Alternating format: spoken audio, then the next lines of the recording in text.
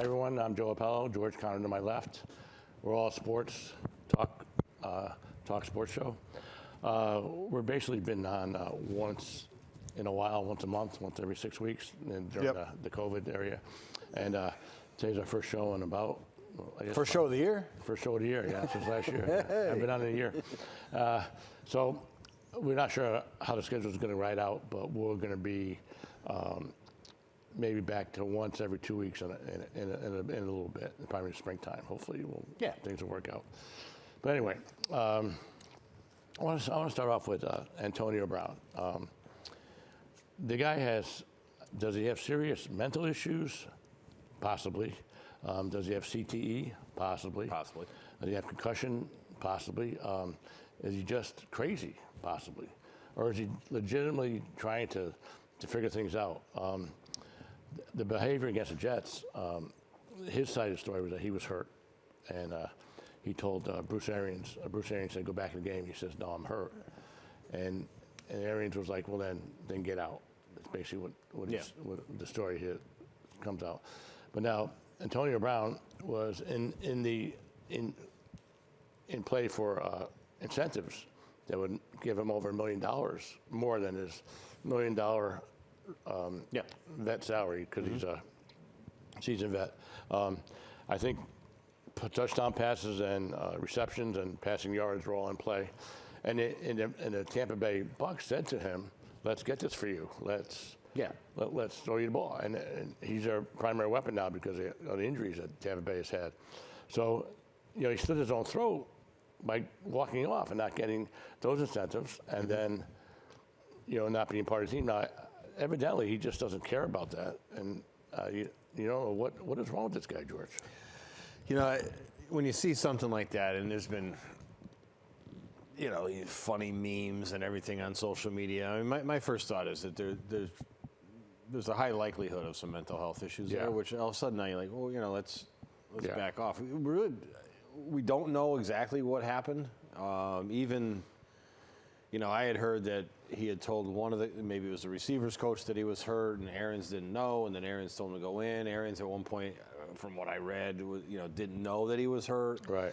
So we don't really know what's going on, and we don't know what's going on inside Antonio Brown's head, and by law we can't know. We're not going to get medical records or something like that, but there's certainly something going on there, and to say he's to criticize him or something like that, I don't know that we can do that just because we don't really understand the situation. And irregardless of whatever circumstance that he has or doesn't have, you just can't take your uniform off, throw it on the bench, your pads, and walk off. You just can't. Yeah. You can't do that. I mean, no matter what your situation, unless you have a total.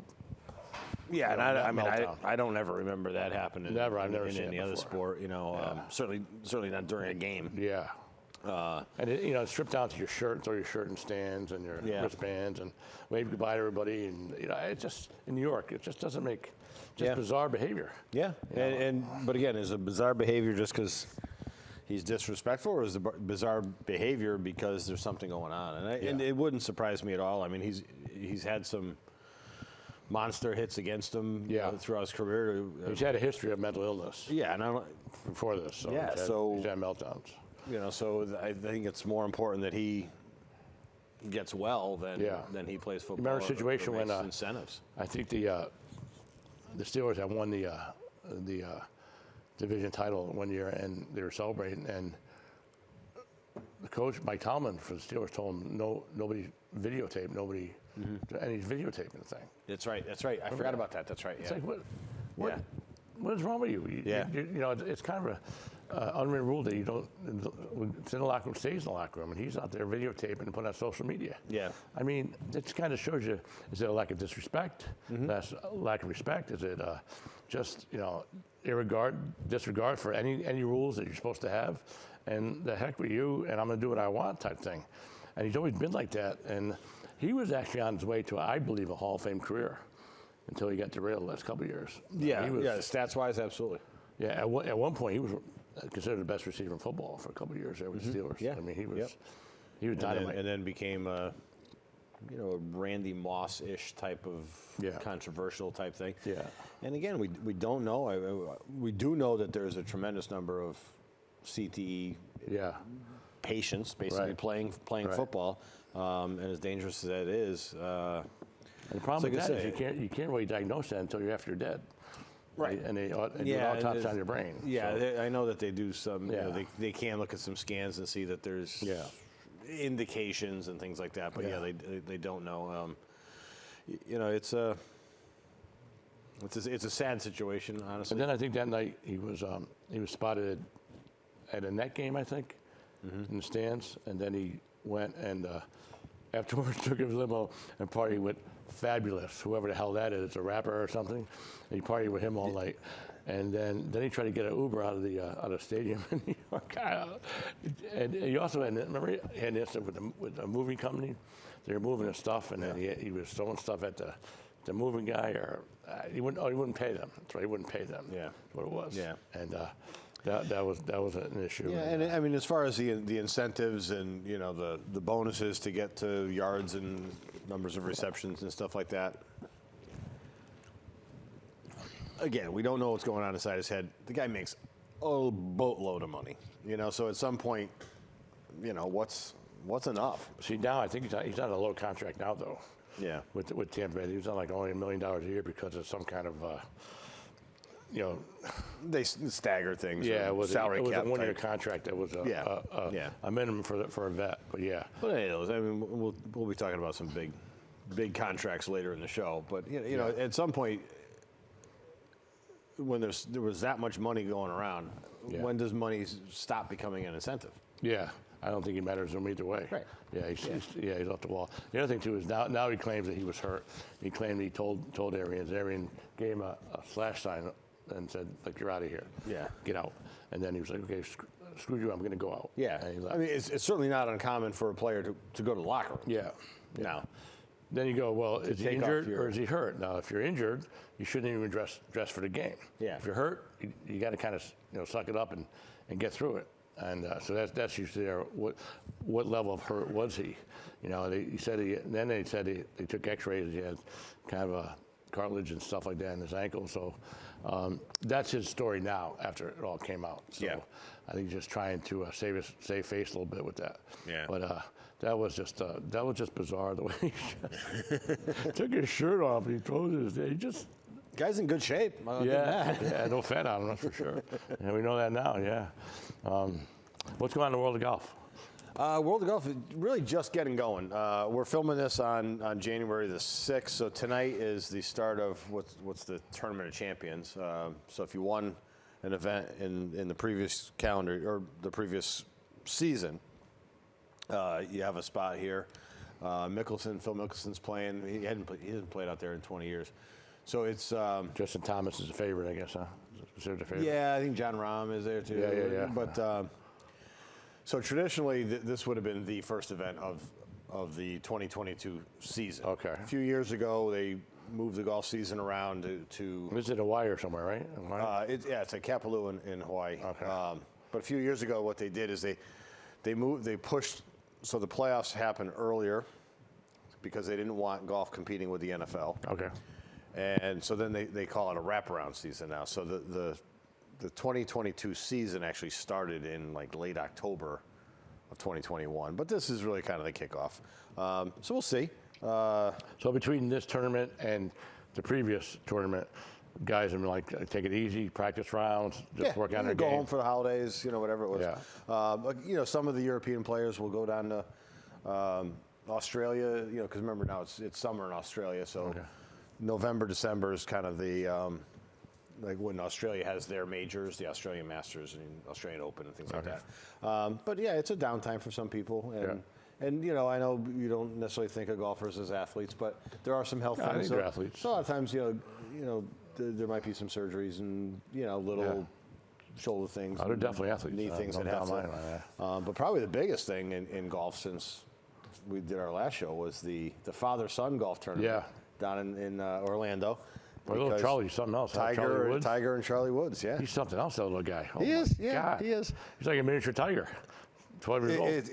It's with Tiger and Charlie, you see it, but in a lot of the father-son pairings, you see just the mannerisms and the little club twirls and waggles and stuff. It's amazing. Which makes sense. I mean, you But grow even up like in at 12 years old, his form is phenomenal. Yeah, very good golf swing. Perfect. Very good golf swing. Perfect technique. I mean, 2 years ago, because they didn't play it last year. 2 years ago, it was all the rage too. And is the kid a good player? Sure, he's a good player. He's also 12 years old. He's also playing from forward tees. Yeah.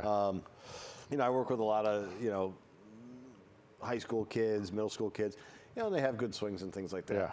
I just, as a parent, it concerns me a little bit that a 12-year-old is getting that kind of attention. Sure. I mean, he was getting more social media play than a Kardashian when the tournament was going on. Yeah. And they say, well, people say, well, but he's good and he can do this and he can do that. And I'm not saying he can't. Yeah. But a couple points on that is, one, Charlie Woods, it's just a losing proposition for him to play professional golf. Yeah. He's not 99% of the time, 99% sure that he's not going to live up to the standards that his dad set. So then what is that? Well, you're good, but you're not as good as your dad. Yeah. If he starts out and he's phenomenal, well, you're Tiger's kid. Of course you are. And to me, the best thing for him would be to become great at something else. Something else, yeah. Be a brain surgeon, be a lawyer, be a tennis player. Like the Cordes sisters, their father was a great tennis player. They've become great golfers. So there isn't that comparison. Yeah. Sure, you can say, well, you grew up in an athlete's house or something It's like got to that. be. It's got to be a different dynamic. I know. Like I was watching Ben Roethlisberger last home game Monday night, and there's kids out there and something. You figure, what if in your classroom you have one of Roethlisberger kids in your classroom? Yeah. I mean, you're looking at who picks them up. Is it Ben? Can we go over to their house? I mean, it's got to be a whole new. Yeah, it's a everywhere whole, it's you a whole go. different thing. Everywhere you go, you're being mobbed and you're being. And like I said, Charlie being on that biggest stage. Now, fortunately, it's just once a year. Yeah. He plays in his AJGA tournaments and whatever junior tours and stuff like that. But being on that stage at a young age is careful. I mean, how many child movie stars went on to have peaceful, healthy adult lives? A lot of them didn't. That's a good point. Yeah, drugs, everything else involved. They're 15, 16, 17. It's too much too soon. It's tough when you have that sense of entitlement too. I mean, everyone wants a piece of you. Sure. Good, bad, or indifferent. And that's got to be. Yeah. Now that being said, the advantage that Charlie does have because of that is learning how to perform before a crowd, perform when you're under pressure and things like that, which is, it's a huge skill. Right. It's fun to watch. To me, it's a little bit. Yeah. You got to caution us a little bit. And say, you see it in all walks of life. Even Carrie Underwood did a Christmas song with her son, who's 5 years old, and he sang, and he was phenomenal and cute and everything. It's the same exact thing. Yeah. You're going to be as good as your mother, or good as father's a hockey player. You're going to be a hockey player. What path do you go? And the parents basically say the right thing. Whatever makes them happy, whatever they choose to do, we'll support it. Yeah. Which is I think most of the time, most of those parents are pretty good like that. You would hope so, sure. Yeah, you want their kids to be happy to do what they do, but it's got to be a different dynamic though when your parents are famous and you can't even go to the store without even being mobbed and harassed and followed and the media. It's got. I know a lot of young parents and things like that, and they might be on social media and stuff like that, but they don't put their kid's picture on social media. Absolutely. And then you got this kid in front of a huge viewership, and like I said, social media was just. At least they didn't interview him and talk to him, did they? They didn't really. Not that I saw. Yeah, I didn't see it. That's one good thing. They don't get him on the camera there. Who won? Who won the Father's? Was it John Daly? John Daly and his kid, who now his kid's older, right? Kid's legit. He's playing at University of Arkansas, which is where John went. And you can say, oh well, he's a legacy. So the kid's good. But that's one thing about golf. It's your score. It's not like your basketball where you get the playing time or because you treat it specially. Yeah, you shoot the number, or you don't. But So they played well. John the dad, John Senior, did get to play forward a tee because he's a senior. He's over 50. How's his health, by the way? He got diagnosed with was it bladder cancer a few years ago. Yeah. I don't think he's out of the woods yet. Yeah. But he's able to play. And we'll see. He started growing that beard when he got diagnosed. I didn't see that. Yeah. And he's I don't know. You got a little ways to go to get to John's beard. But it was funny actually. They had like a pro-am party or something around the father's son, and he dressed up like Santa Claus. Because he's always had It's halfway there. the blonde hair. Now it's all white, and he's got the big white beard. Yeah. And he didn't have to put a pillow under his jacket. So he was. But yeah, it was. Yeah, like I said, I have mixed feelings about that. One thing about John Dale, I love him or hate him, he's a character. He is, and he's good TV. He's good to follow and see what he does, see what he says. I got to meet John a number of times early on in his career, and you won't meet a nicer, kinder man. He's just a big, gentle, gentle giant, very, very kind man who's, it's no secret he's got a disease, and he's found a way to well, he's probably drunk survive. Probably drunk most of the time you saw him. But so golf's getting going. So this is the first one. It's a limited field, and then next week they'll start on one of the other islands. You have your college season coming up in the spring? College season, yeah, we have a spring schedule. The women will come back to campus later this month. Looks like we'll go to Daytona Beach early March, possibly Maryland kind of early April. How's your squad? You got a good team? Squad's looks pretty good. We had four freshmen One come girl out. was real good, right, last year? She graduated? Yeah, last year we had our number one player won the conference championship, got to go to the NCAAs and all that. She graduated, and we brought in 4 freshmen that are certainly making an impact. Yeah, it wouldn't surprise me that that they're 4 out of the 5 on the roster for this coming season. So it'll be interesting. What do you think about UConn signing Jim Moore to be their coach? Boy, that's they've got some guys coming in. One good thing I liked what he said was he's going to concentrate on in-state athletes, which is good. He wants to keep the Connecticut kids in Connecticut, but but the whole UConn football thing, it always baffles me. And you say, well, Edsel's first run, he got him. He's a top 20 team. That when Edsel went to the Fiesta Bowl, that to me showed that the BCS was just the most ludicrous system in the world, because UConn had no business being one of those 4 teams. Yeah. But now you get Mora, and again, great lineage and everything else. But you say, okay, we're going to go after Connecticut players. Well, are you going to be able to field a competitive team? Right. Just from Connecticut players? Right. I don't know. Yeah, I think kind of like wants to keep the better players. Yeah. However many there are. You got to go out of state. Now, the best thing for that is he's got, he's got a family name in football. Right. Because, to get a kid from, I don't know, say you get a kid in Virginia who's getting recruited heavily by UConn. Yep. And name a school in South Carolina. Yeah. What's the appeal? I mean, am I going to go to UConn, get on a bus and drive 45 minutes to Winchester Field, play in front of 20,000 people at noon on a Saturday, or am I going to go to another school where the home game's on campus, there's 80,000 people in the stands? Now, the other thought process nowadays with this transfer portal, which I'm amazed at, is you could just go somewhere you don't like and leave. And go play somewhere else. Yeah. And so you go to South Carolina and say, geez, I'm a 4th-string tight end. Let me go to UConn and start up there, and you transfer up there. Yeah. I mean.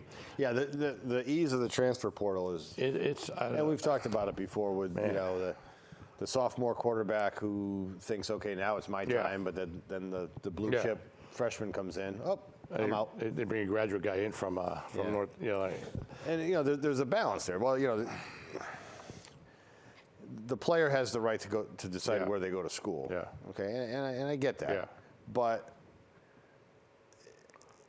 there's still an education involved here.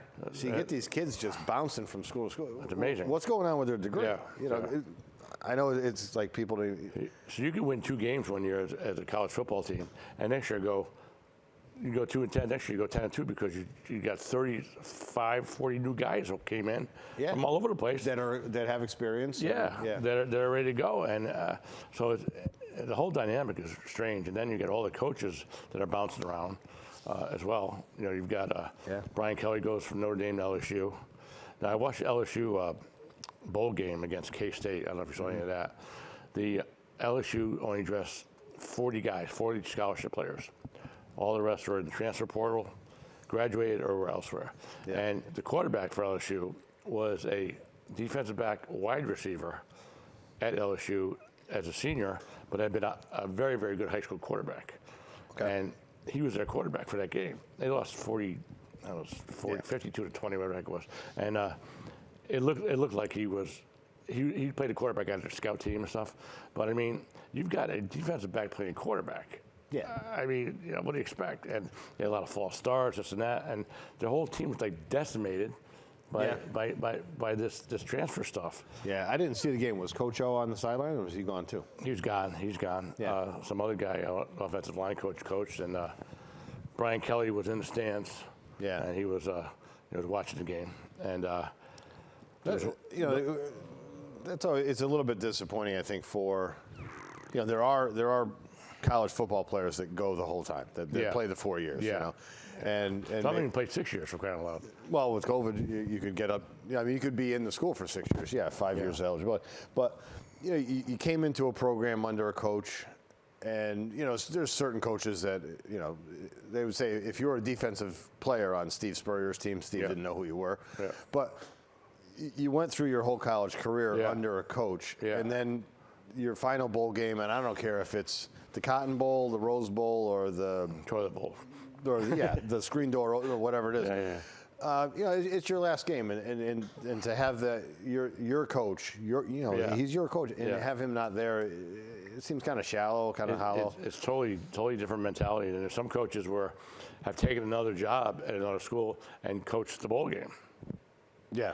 And there was one game I watched where the quarterback had transferred to another school, but quarterbacked that final bowl game.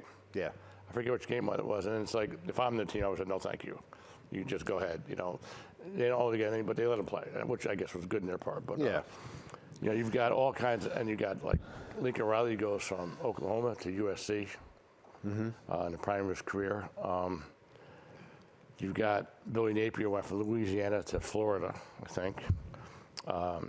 You've got these guys all bouncing around, right and left, and then you've got Max Venables, from defensive coach from Clemson, went to Oklahoma. Then the Oklahoma quarterback, Caleb Williams, is looking into the transfer portal from Oklahoma. He might leave. Tell you what, again, I'm not a fan of this transfer portal and just college kids becoming free agents and things like that.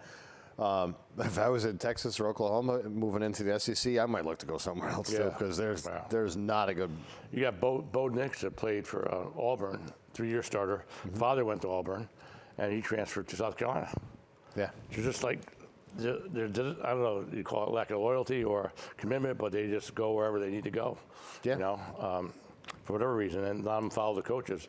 Or you got recruits that decommit from Oklahoma to go to USC to be with Lincoln Riley because of the coach. Yeah, because of the coach. And that's always kind of been the case. That's kind of understandable. You can almost that's been the case. I know can't fault that. A good friend of mine was a recruited golfer coming out of high school. Spent more communication with an assistant coach at a Big Ten school. Then the assistant got a head coaching job at a different university. And the player went. Right. To them. He said, I want to play for you, coach, more than I want to play for the university. This emblem or something like that. Right. So that I kind of get. Once you get into school, the transfer portal, to me, it really changes everything. And then it changed the whole dynamic of college sports. And then now the NIL gives you more reasons to get into the transfer portal. I saw DJ Ulange from Clemson, quarterback. He signed a big deal with, I don't know, Dr. Pepper, who it was, and he walked into a game and he had all kinds of bling on there and nice clothes, and it's just like, now he's a millionaire. He's a sophomore millionaire, and you've got your 5 offensive linemen that are busting their hump for this guy, and this guy's a millionaire on TV and everything. It's just, how do you keep that perspective? Well, now you got to do it NFL style. I'm assuming they still do, but NFL style, at the end of the year, the quarterback has very nice gifts for the starting 5, and the running backs would do the same thing, and steak dinners and all that kind of stuff. You're a sophomore in college and you sign a $2 million Gatorade deal.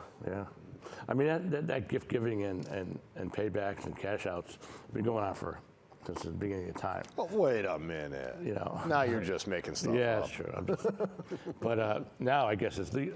I wouldn't say legal, but it's more like out in the open. No, it's legal. Yeah. Like Notre Dame, Marcus Friedman, that was an in-house promotion. He was defense coordinator for Notre Dame. And the kids loved him, and he became the head coach of Notre Dame. And his whole staff stayed, which is kind of neat. They didn't follow Brian Kelly to LSU. Yeah. Which is good. Brian Kelly, something about the guy, he's kind of unlikable to me, and I think he's not a problem in LSU because LSU. You get some kind of athletes down there, but they're a different breed. And like he went on campus and he talked to the students. And he tried to imitate a Louisiana accent. It looked like a total fool. Yeah. You know, it was just like, what are you doing? Yeah. You know. Yeah.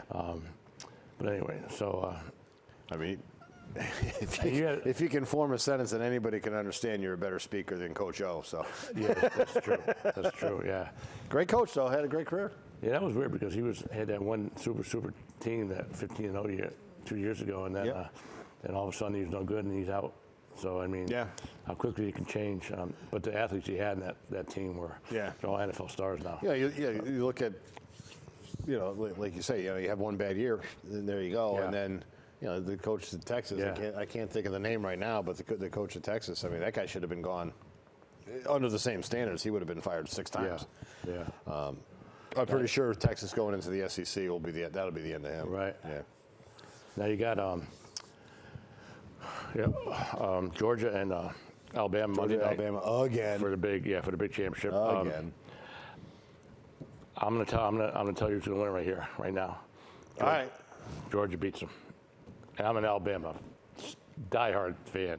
The way Georgia played against Michigan, their defense, they had a bad game against Alabama in the SEC championship game. It was just one of those days, and they hadn't been challenged all year, especially their defensive backs with the passing game, and then Bryce Young just put it on them.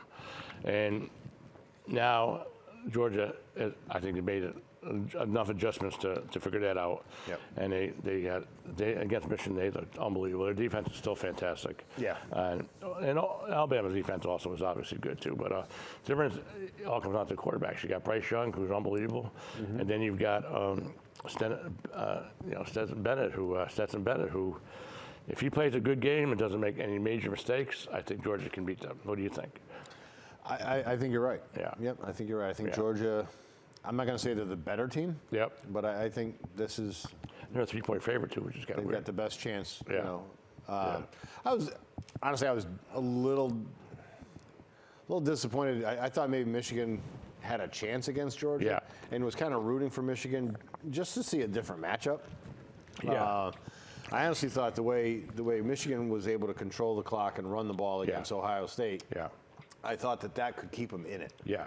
You know, that they could basically shorten the game, if you will, to use like a basketball term. But they just go. I mean, I totally thought Georgia's is that fast and that good. So. I thought Georgia was going to destroy him, and they did. For the simple fact that the main fact is Jim Harbaugh. I don't think he's a good coach as far as strategy-wise, adjustments and things like that. And he's kind of a little off a little bit. Yeah. You know, I mean, he's a little bit crazy. And in those kind of games, those magnitude kind of games, you've got to cross your T's and dot your I's, every little detail. Yeah. And you can't make any kind of mistakes or anything. And they just fell behind. And their strength of their team is their defense for Michigan. And they had 2 defensive ends that are going to be first-round picks. Yep. And, Georgia just adjusted to that, and they were no factor. Yeah. And they're the 2 best players, so they didn't even know they were in the game. Yeah. So is that just raw talent? Can you put some of that on the coaching staff that they didn't come up with a plan, with a scheme? That's what I would. You look at the best football coach ever. Yeah. Belichick can put out 2. Looks like 2 completely different teams one week to the next because he's that smart. And, you adjust your personnel to what you need to do to win that particular game. But Alabama has the best, I think the best quarterback in the country, Bryce Young, sophomore. He's just a special guy that does not get rattled whatsoever. Yeah. There could be a fire around him, and he'd just be like, okay, I'll get out of it. Yeah. And he just steps into the pocket, makes right decisions. And he lost John Menchie, his number 2 or number 1 wideout, and they didn't miss a beat. Well, they've got 5-star recruits all over the place. So the next guy steps up. Sure. The guy would have started the following year when and Jameson Williams is an All-American wideout too. So they've got, and Brian Robinson had a great game for Alabama. He was a man among boys. And and Alabama has a pedigree. They've been there before. Done it. I think in this situation, though, I think Georgia doesn't make a big mistake. I think they'll take care of Alabama. I'm calling it kind of high scoring than most people think. I think it's going to be like, I'm going to say like 35-31 type thing. Okay. Georgia So you're wins. saying 35-31. Georgia. So 66. Yeah, it's going to go over 52. So yeah. Because the simple fact, you got two good defenses, and you've got. Sometimes when you have two good defenses, your offenses do score somehow, and it's kind of weird like that. Yeah. Yeah, a couple big plays. Michigan Georgia was over. I mean, that was that was two good defenses. Yeah. Yeah. So it's going to be fun to watch, though. It's funny because everyone thought how Clemson had a bad year. They were still 10-2, Clemson. That's a bad year for Clemson. I mean, it is. It is. Not being in the finals, yeah. And Ohio State, they had a good year. They're a couple plays away. Yeah, just I was talking to somebody the other day. And Harbaugh, I always think of, say, Notre Dame, Michigan, USC. The coach is expected to beat certain teams. Right. Or, I mean, that's kind of how you're judged. That's no matter what, you got to beat these teams. Notre Dame's got to beat Michigan, or Michigan's got to beat Michigan State and stuff like that. So, Ohio State, Michigan State beat Michigan. Yep. But coming off of last year's season, now I know last year's season was a little different, but if you're a Michigan fan, you're like, you never like how it ends if you don't get to the final game. But it was a pretty darn good season, although he didn't beat Michigan State and he lost a bowl game and things like that. And I don't know that we mentioned this last time. He has, like you were talking about Antonio Brown, and I know back when Edsel came back to UConn, this bonus incentive thing and stuff like that. And as weird as Edsel's was, where if you score first, you get $50 or whatever. Harbaugh took every penny of all those bonuses and incentives and split it up amongst all the athletic staff members at the University of Michigan who were out of a job because of COVID. So pretty stand-up move there. Right, definitely. So again, he's not wondering where his next meal comes. He makes a lot of money, and he deserves it. But he chose to do a good thing. Not as talking, he might go to the NFL. That's the latest rumor now. Yeah, he might be better off. He's the kind of guy. He might be better off in the NFL. He's one of the. Normally it doesn't work, right? When we've talked about that. Yeah. He's had success. In the NFL. Yeah. He's kind of like just off a little bit. Then the NFL, he's kind of fit right in there. And then you got in the college game. The biggest thing about the college game is the Final Four. When they vote on it and they pick the Final Four, they finally gave Cincinnati a chance. Mm-hmm. And they got rocked by Alabama, which I knew they would. But, they just don't play enough good teams to be ready for that level. They were saying in the game that Cincinnati is looking at the opposite team, and these are men. These are guys that are a little stronger, a little faster, a little bigger than what you've been playing all year long. And so quite the adjustment, So I think that was pretty interesting. Cincinnati had a great year. That was their only loss. But and then you say, how long is Luke Fickell going to be at Cincinnati? The next guy was going to go somewhere to a bigger thing. It's kind of like what they do. But college football was a lot of fun to watch, though. I mean, it was, come down to Alabama. But Alabama, and Bryce Young won the Heisman Trophy with his game against Auburn when he came back in the last 2 minutes to beat them. And then the great game he had against Georgia. So those two games back-to-back kind of gave him the Heisman Trophy, in my opinion. Yeah. But he's something special, boy. And I don't know if did you see his parents and see any interviews with him? Yeah. Very humble guy. Yeah. Parents are I think the father is a life coach or something like that. And very, very grounded guy. So that should be a good ball game. That should be fun to watch.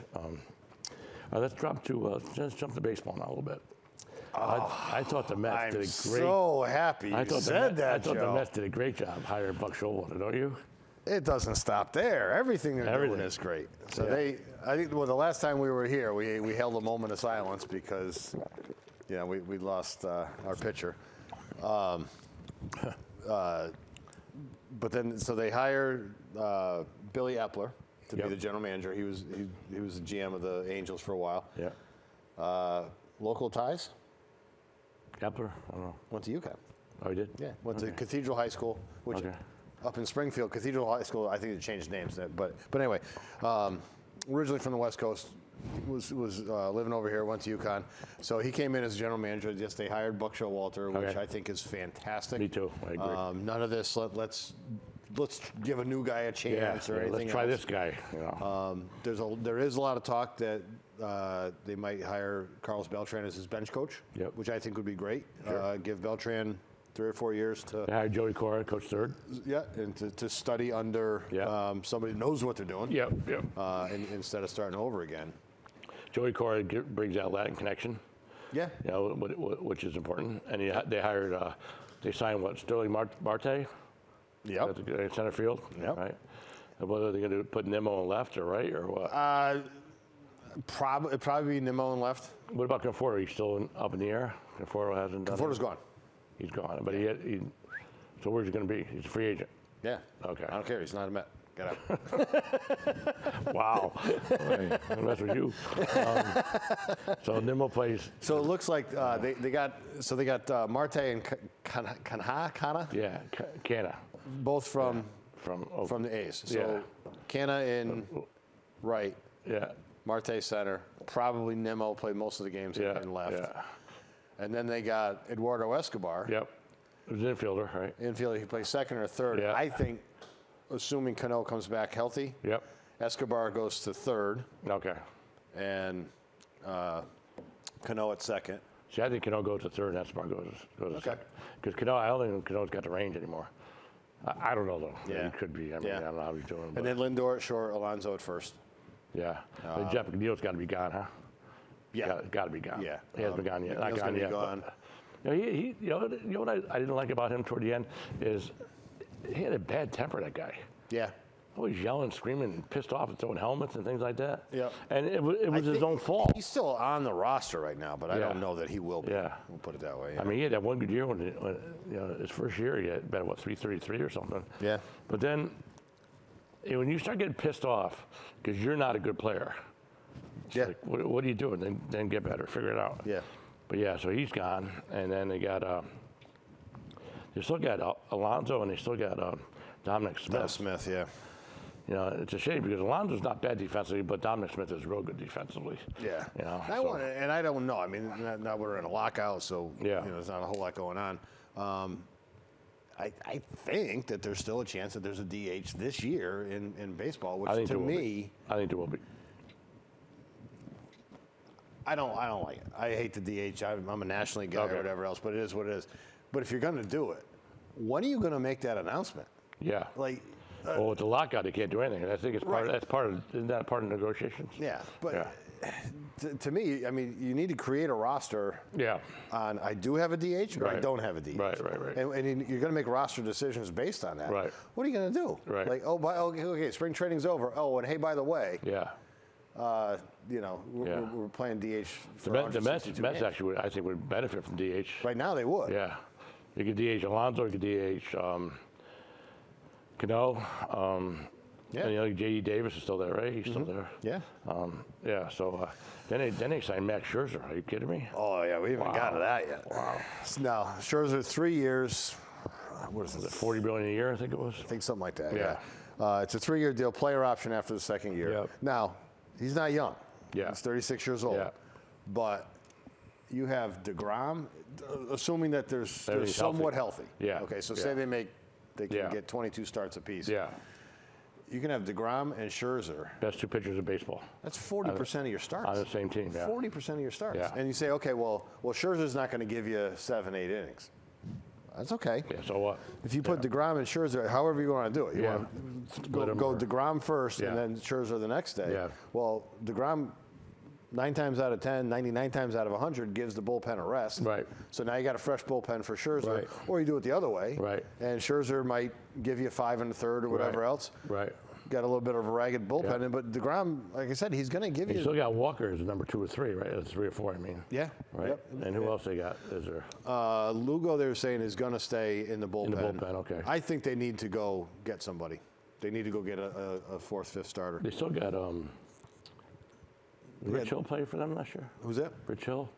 Is he on the- Yeah, that was like a rental. Okay. Yeah, he just came in to finish out a contract. The other big guy. So they got DeGrom, Scherzer, Carrasco, Walker, Carrasco, Walker, right? Tyler Carrasco. McGill was pretty good. Right. But I think once the lockout's over, I don't think they're done. I think they'll go get that good third 3-4 guy. Those 3 guys are pretty good though. For those 3, 4, and 5. Not terrible. And like I said, when you got 2 aces, so yeah. As my friends will always tell me, December, January, February is a great time to be a Met fan. Yeah. They Nothing should. but optimism.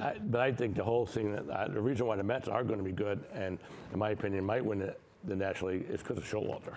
Mm-hmm. He'll keep all that together. And he'll steer the ship in the right direction. Yeah. Get these other clowns that come in. That come in that don't know what they're doing and they screw things up right and left. But he'll keep it on board. On both sides. On both sides. This is how we're running the team, Yeah, and then the in-game decisions and things like that. Yeah, I mean, I just think the guy's phenomenal. I mean, I think in some ways it does tend to get overrated, but they like a hitting coach on a Major League Baseball team. But they did get Chavez, who had been with the Yankees. Right. Yeah. Again, being a golf instructor, a golf coach, you get an elite athlete. You're not overhauling their golf swing. Yeah. Right. You get a guy who's good enough to make a gazillion dollars in the Major Leagues playing baseball. Are you really gonna? Right. Yeah. Right. A hitting coach isn't going to get a guy from 220 to 290. Right. It just doesn't happen. Right. Could be some. I think losing Javi Baez is good for especially Lindor. He was bringing Lindor down with him with the attitude and everything else. So no, I was happy to see him. Other junk that he does. And Escobar came from the same team. To me, as a Met fan, Escobar's supposed to be a great team guy. I'd rather have Escobar and get he's Baez supposed to be a out great of here, clubhouse guy. So is Canna. So, Yep. I mean, it's so important to have these guys that walk in and it's not all about them. They want to win and there's a level of respect from the other players because of that. Yeah, Marte's tough too, center field. Oh yeah, he's tough. Yeah, good player, boy. Yep. Good player. But they should be. With Showalter, I think the difference. He'll manage the bullpen well. Mm-hmm. He'll keep everyone in check, and I think it was a tremendous hire. Yeah, tremendous hire. I'm so glad they did that, and they didn't do something stupid like hire. I don't know. God knows who they were looking at. Yeah, well, I remember So again, the rumor is Beltran as a bench coach. Whether I'd be happy with that. That's fine because I think Beltran's it was a great player. Comes across, as far as I can see, across as somebody who can get respect from players and things like that. Yeah. But he just had never done it. Yeah. And then remember he was the manager of the Mets and he never lost a game. Never coached a game, but he never lost a game because that was the Astro thing. And what's his name went to the Yankees? What was the former Met manager? Baez. What's his name? Who was his last year? Oh, yeah. I see. I already forgot him. Yeah. What did he go to the Yankees as? Third base coach, I think. Okay. All right. Yeah. That was his name. Right? So now the Yankees are a different story. They haven't made any moves at all, and the problem with them is that they're on board.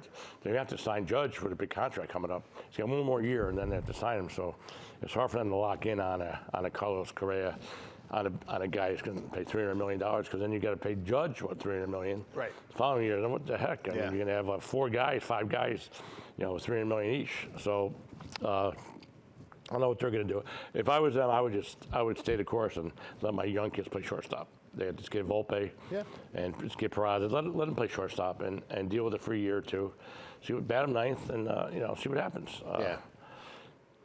They've got to figure out the Sanchez situation and I don't know. And Gleyber Torres got to get better.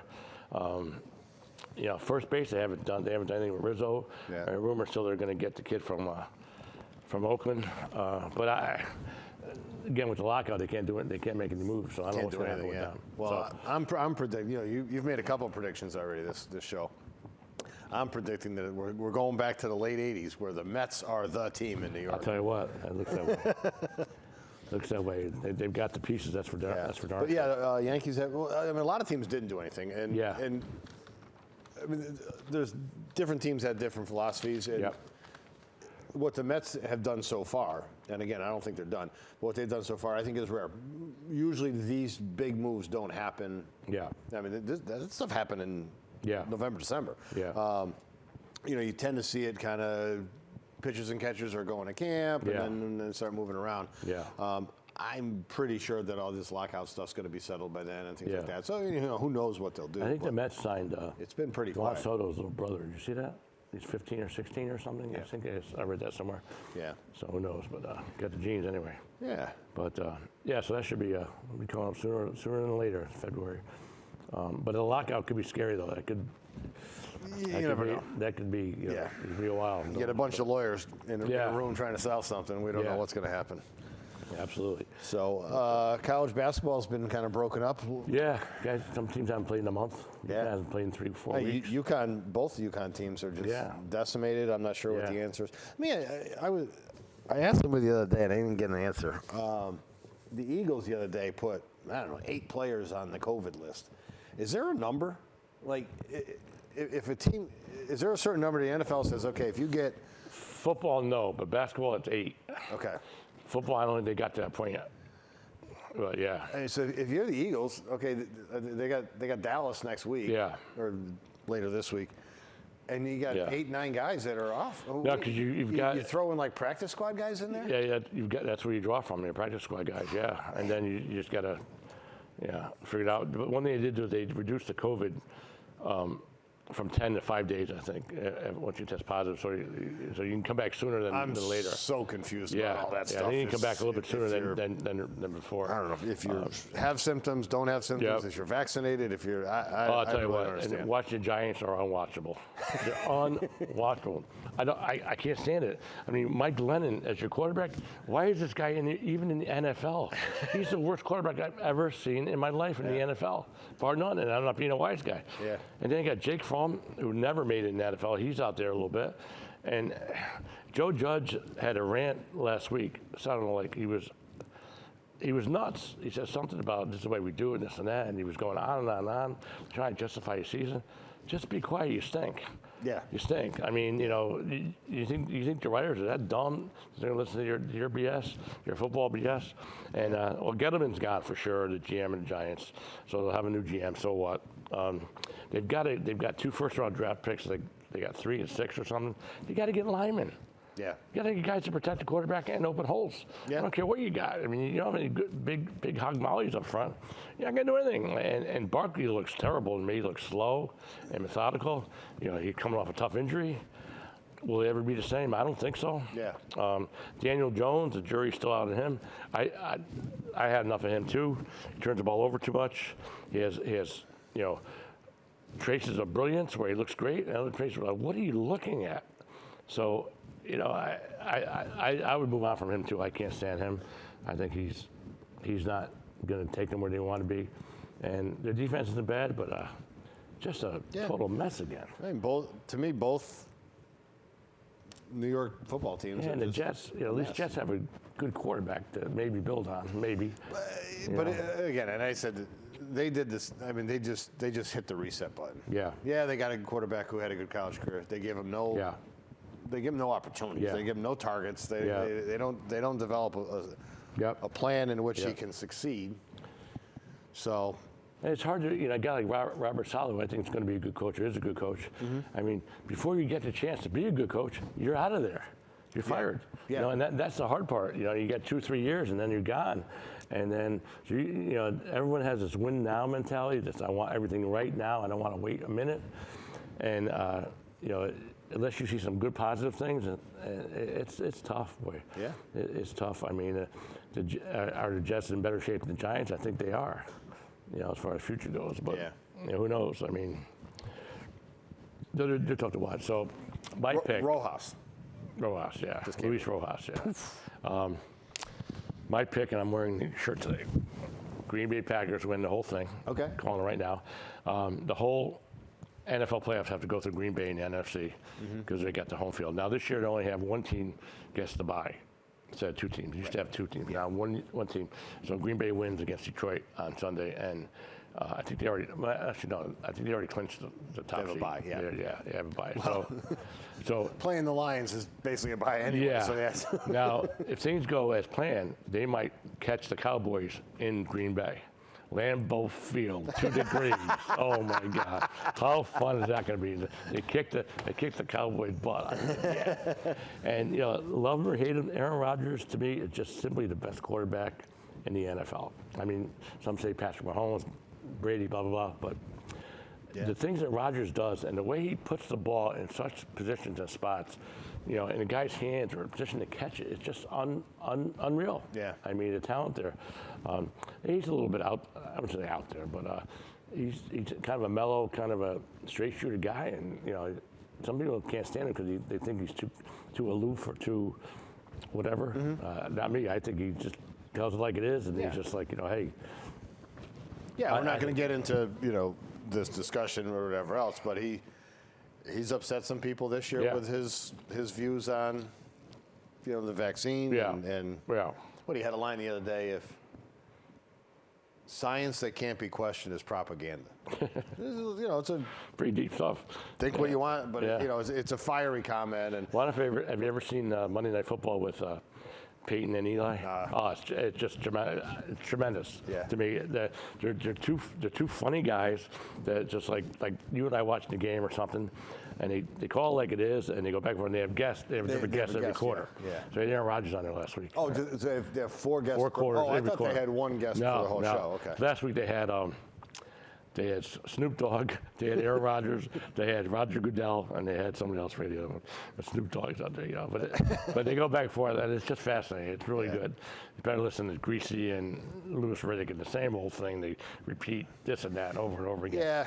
But I don't know. it's fun to watch. Kind of weird. I mean, at some point, Howard Cosell or whatever else, but for years and years and years, you watch sports, and you never had a discussion like, well, this guy's doing a bad job of calling color. This guy's, now it's like, I mean, and I think it goes to like personal. If you're a Cowboy hater, well, Troy Aikman could never do a good job or whatever else. I don't know. To me, it's some of these guys are afraid to say anything negative. It doesn't come back to them, or say you said this, and so that I think that's what you get now. So you get all this, all this. Ben Rose's stuff where he did that, but but at the same time, I mean, not to get back to golf, but if you watch Golf Channel at all, and I know you have it on in your house constantly, Brandel Chambly, who was had a good career on tour, he's like the antagonist on the Golf Channel, and I think you need that. Yeah, if you watch like their primetime show. And there's 3 or 4 guys on a desk, and they're just saying, "Oh, this guy's wonderful," and unicorns and butterflies and everything else. Well, Brandel can kind of mix it up a little bit. He's not afraid to say, "Well, this guy's doing a bad job. This isn't going to work. He should have done this instead." What's wrong with that? As long as you say it in not a hateful way. Yeah, you're not demeaning anybody. Just talk about it. I mean, I guarantee you, the guy's any kind of an athlete. He knows he's not doing well. He knows. What his issues are. Yeah, and frankly, the way Chambly does it, I think I like it better. And for those of you that have watched golf, because I know you don't, Johnny Miller, was kind of that guy, but I don't know. I could never kind of get that feel. Whereas Chambly, I think, does a good job of it. Chambly also is not doing play-by-play commentary. He's in the studio, kind of talking about it afterwards. Right. Yeah. We just got just a couple minutes left, I think. The Washington football team. Yeah, they're trying to get a new name, right? February 2nd. Is that? Yeah. Yeah. What do you think? They had the Red Hogs is one. The Renegades is one. Okay. Washington football team still is an option. They have like 6 or 7 names they're going to decide on. I don't know who decides that. If they could bring Hogs in there, to me, I think that'd be pretty cool. That'd be pretty good, yeah. Because when I was in school in Northern Virginia, that was they had the guys that would dress up in the hog mollies. Yeah. Then there was something that there's some minor league team or something that already has that name. Oh, okay, I don't know. Which I would think. Washington could just throw that team a couple $1 million. Yeah, we'll take it. Yeah, that should be a good thing. I mean, the Washington football team's kind of growing on me. It's not bad. Yeah. Yeah. You don't have to have a mascot that way, which is good. I think the Red Hogs, I agree with you. Yeah. That'd be good, yeah. But what about Senators? Take the old baseball team. Yeah, I can do that too, yeah. Although so many people don't like Senators anymore. Might be a better way to go. And then the on the baseball side, the Cleveland Indians are now the Cleveland Guardians. Guardians, yeah. And I don't know if anybody else is having that discussion right now. Yeah. I know around Connecticut, a lot of high schools are. I know Farmington changed to the Riverhawks. Yeah. They were Farmington Indians. Yep. So. Yeah. Glastonbury had kind of a heated debate about. Yeah, what were they? The Tomahawks used to be. Yeah. What are they now? They were. Yeah, it was the. They were the Tomahawks. It was the something Tomahawks, like the Tomahawk Spirit or something like that. And yeah, they switched to something. Did you see this high school game the other day with Sacred Heart? Played Lyman Hall. No, was it 94-5 or something? Or? Now, who'd you have in that? I had Lyman Hall getting 84.